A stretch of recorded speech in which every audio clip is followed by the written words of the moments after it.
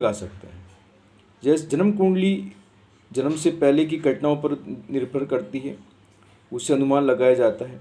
मगर ये बीच में व्यक्ति ने कुछ अच्छे कर्म किए हैं तो उससे, या फिर बुरे कर्म किए हैं तो उससे भविष्य की घटनाओं पे काफ़ी गहरा असर पड़ता है। प्रत्येक दिन हम कर्म निर्मित करते हैं और कर्म की सूक्ष्मता को निर्मित करते हैं, इससे आने वाला भविष्य प्रभावित होता है। मगर जो प्रश्न कुंडली होती है वो वर्तमान की अवस्थाएं, वर्तमान की स्थिति को प्रतिबिंबित करती है।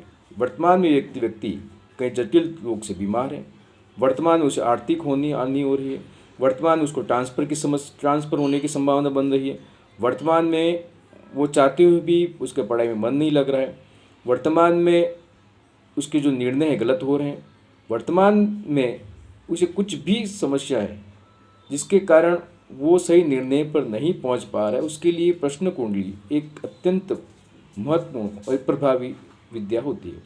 देखिए, जन्म कुंडली और प्रश्न कुंडली जानना कोई बड़ी बात नहीं है, मगर इसके अंदर महारत, इसके अंदर एक्सपर्टिज्म करने के लिए काफ़ी वर्षों के अनुभव की जरूरत पड़ती है। जैसे फॉर एग्जाम्पल हम शतरंज की बात करें, शतरंज कोई व्यक्ति 2 दिन में सीख सकता है। क्या हर कोई ग्रैंड मास्टर शतरंज का खिलाड़ी, अच्छा खिलाड़ी क्या 2 दिन में हो सकता है? नहीं, उसके लिए वर्षों की तपस्या, वर्षों का अनुभव, वर्षों की प्रैक्टिस। और ज्योतिष का यही सिद्धांत है कि केवल 2 किताब पढ़ लेने से, या 2-4 घंटे या 2 महीने या 6 महीने यूट्यूब पे समय बिताने से आप ज्योतिष का महारथी कोई हो नहीं जाता। ज्योतिष का महारथी और ज्योतिष का एक्सपर्टिज्म होने के लिए उसको हजारों कुंडलियाँ, सैकड़ों प्रश्न कुंडलियाँ विविध रूप से देखनी पड़ती है। न ये प्रैक्टिकल ज्ञान उसे किसी किताब में लिखा मिलता है। ये खुद के ही प्रयासों से व्यक्ति आगे बढ़ सकता है, खुद के शोध, खुद की रुचि से।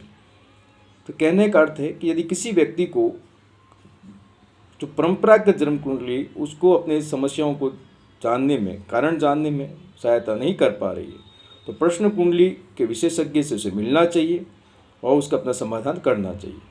प्रश्न कुंडली से यदि व्यक्ति के किसी प्रकार का पितृदोष बना हुआ है, यदि उसे वो लगता है